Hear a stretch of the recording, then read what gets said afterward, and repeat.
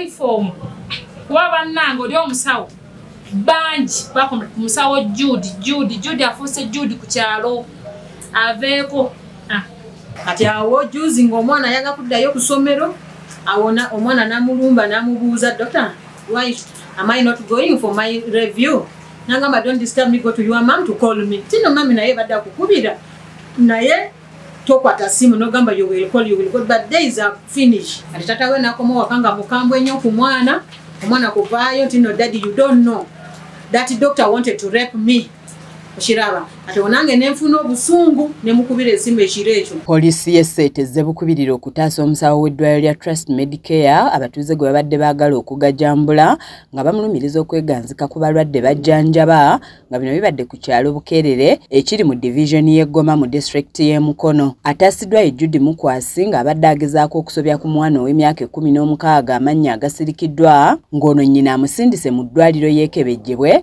bamanye ekimuluma.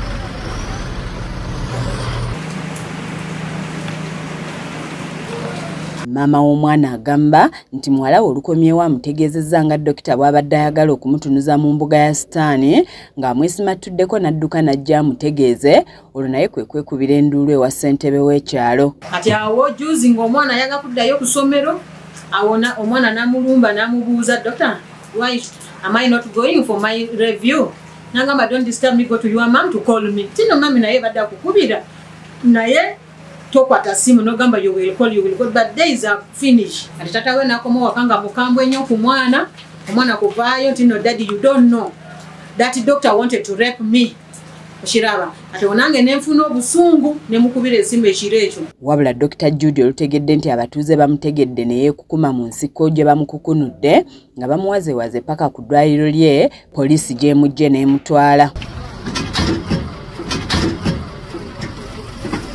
Abatuuze n'okusingira ddala abakyala balumiriza dokita ono okubasobyangako nga n'abamu bategeezezza nti yagezaako okubasobyako nga bali mbuto ng'abaami bagamba nti bamukooye ku kyalo kubanga avudde ku mateeka g'obusawo. Abalala babakuba na kalifomu kuba bannange oli omusawo bangi bakoma musawo Judy afuuse Judy ku kyalo aveeko mukwasi w'abakazi sikiddamu sikimumanya manyi naye mukwasi w'abaki tewali kirala naye aveewo. Ye ssentebe w'ekyalo Lazaro Musoke agamba nti abatuuze bazze beekubira enduulu ku LC nga bagamba nti Dr. Judy abasobyako nga yali yamugoba ku kyalo era n'alagira eddwaliro liggalwe.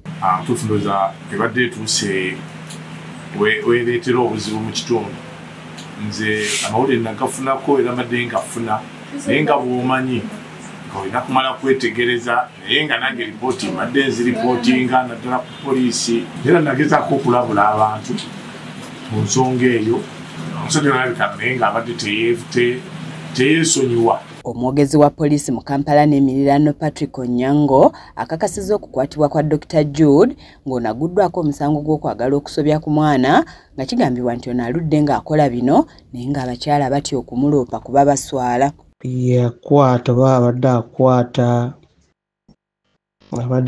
abalwadde babadde bagenda okumujjanjaba nga ye abakwata bukwasi naye amanya ga victim tetugenda okwogera kati akumiddwa ku poliisi ya Seeta bamuguddeko omusango gw'okugezako okwata omukyala. Aweesa Paul yakusakidde eggulire lino ku lwa KSTV agaleero.